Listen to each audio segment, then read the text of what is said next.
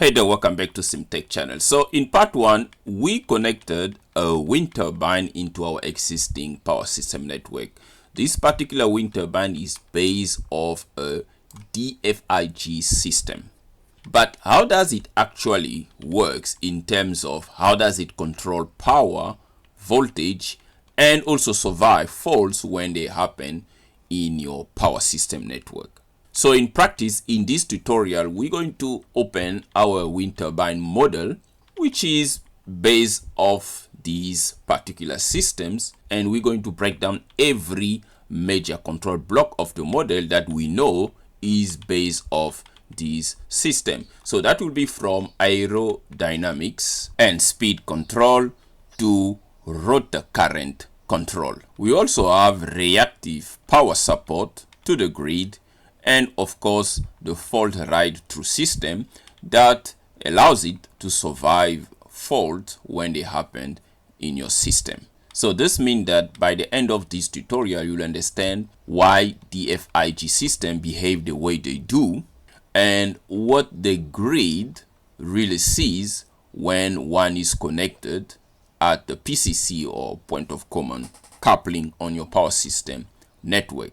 So without any further ado, let's go ahead and open our DFIG model from the DIgSILENT perspective and try to understand every major control block of this system. And by the way, if you find this tutorial useful, don't forget to give it a thumbs up and subscribe to CMTEQ channel. That will be highly appreciated. And if you are busy modeling a renewable energy integration into an existing power system network, you are more than welcome to reach out for any assistance that you might require.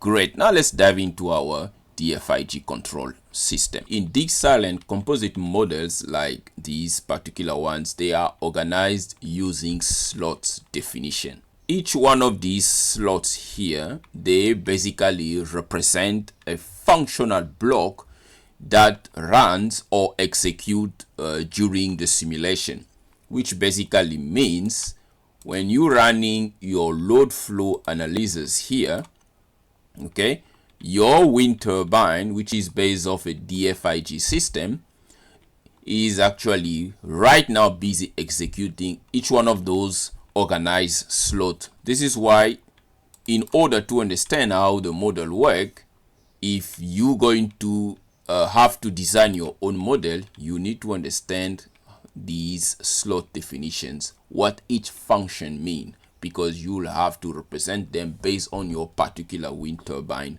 model. The first slot here is PQ underscore totals. Now this is a measurement slot. It basically used to measure the total active and reactive power being released by your wind turbine here.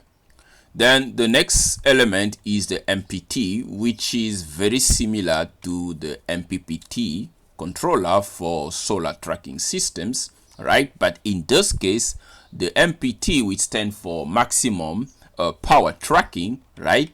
It is here to basically calculate the optimal power reference based on the wind speed, okay?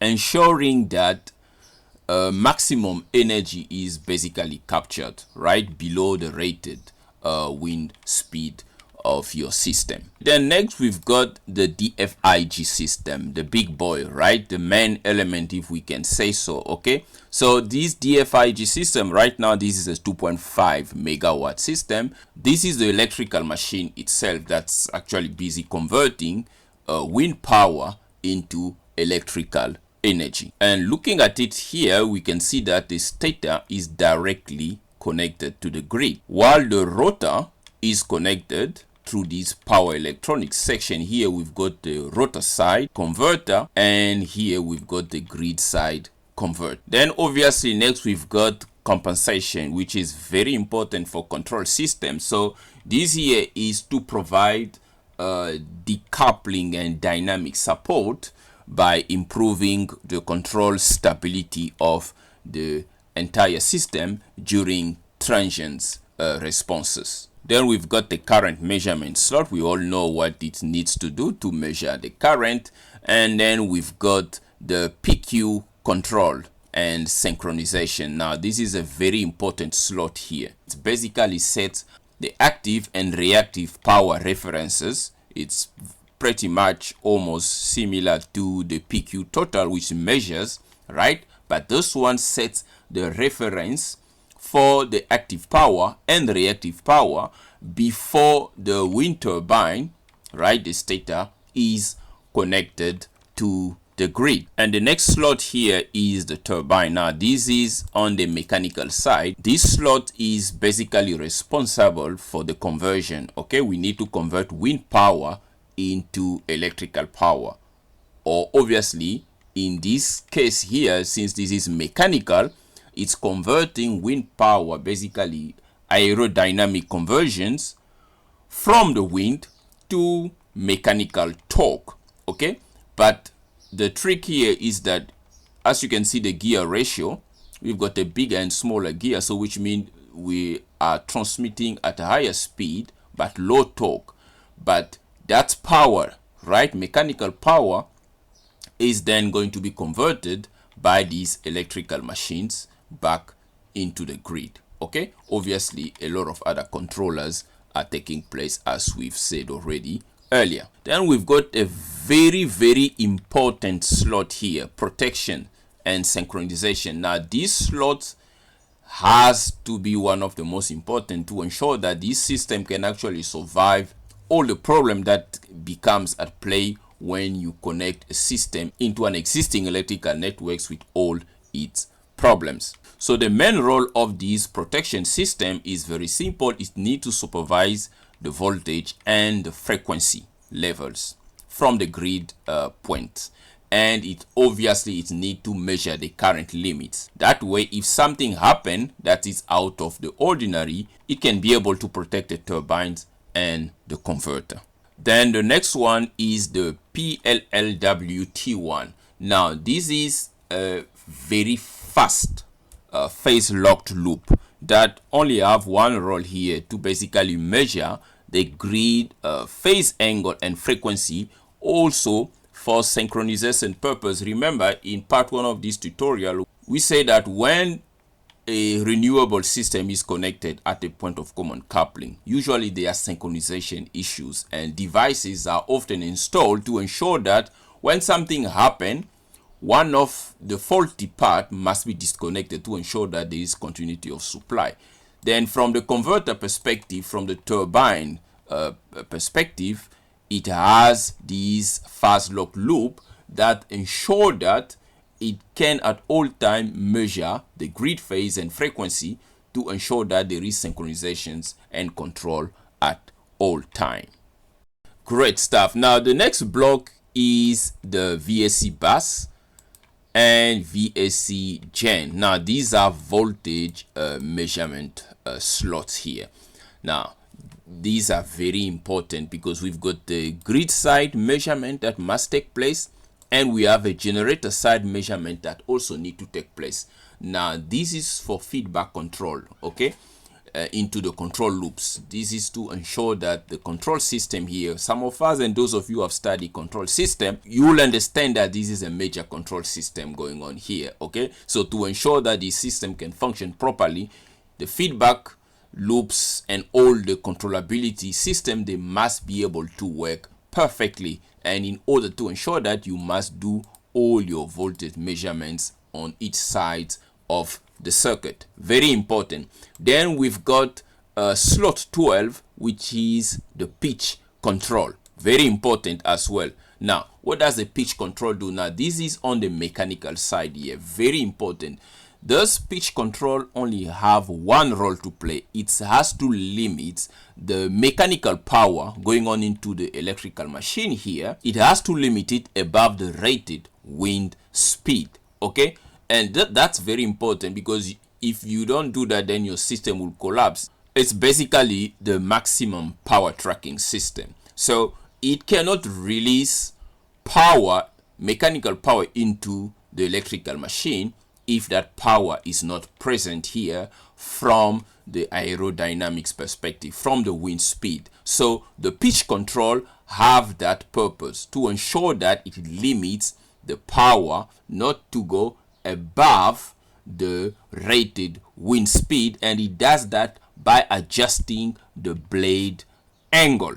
Very simple. It will adjust the blade angle to ensure that the power going into the electrical machine is always within the rated wind speed. Next, we've got slot 13, which is basically a frequency measurement, slow frequency measurement. Very important. It must measure whether the frequency is taking a dive. This is important for synchronization. Perfect. Then slot 14, we've got the shaft. Now, this is on the mechanical side. The shaft only has one simple role here, is to model the inertia and torsional dynamics between the turbine here and the generator into that machine. So that's very simple and straightforward.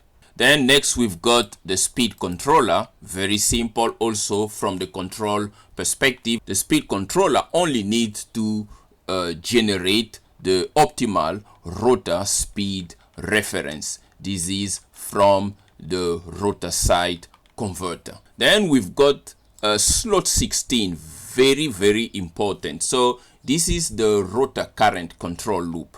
Now, the rotor current controller is a very fast control loop that basically directly control the electromagnetic torque and reactive power behavior. So this control loop tells your wind turbine how much reactive power the system can release into the grid or absorb. Then we've got block 17 or slot 17, which is a speed reference. This basically sets the speed reference for the rotor speed. Then finally, we've got slot 18, which is the over frequency power reduction. Now, this controller block only have one simple task, is basically the control of the active power. Okay, so it allows the turbine here, okay, to basically reduce how much active power is being generated, okay, to the grid when the frequency rises above normal. Okay, so that is very important for grid synchronization. Great stuff. So that basically all the 18 controller blocks or slot definitions for the wind turbine based off a DFIG model in DIgSILENT. Now, these blocks or slot definitions, if you like, they basically form part of a hierarchical control systems for our wind turbine, which is based off a DFIG systems. So we've got the slow outer loops, okay, that's basically designed for power and speed control. Then we have the fast inner loops that's basically designed for the current control. Now, one of the key design advantage of the wind turbine based off a DFIG system is that only about 25 to 30% of the rated power of the entire wind turbine system passes through the control through the power electronics converters here. This basically means that low portions of the rated power that passes through the converter help the entire systems to be able to reduce in terms of size, power losses, and cost compared to a fully rated converted turbines. Knowing all these function, okay, of all these slots definitions, it is very essential, okay? But I'm a bit curious here. Do you think this knowledge is critical if you need to design your own wind turbine DIgSILENT model based off a DFIG, of course? Now, here is a bottom line from my perspective. Templates like what we've done here, we've added a template onto our power system network, okay? And it is working. We're able to support the grid with our wind turbine systems, okay?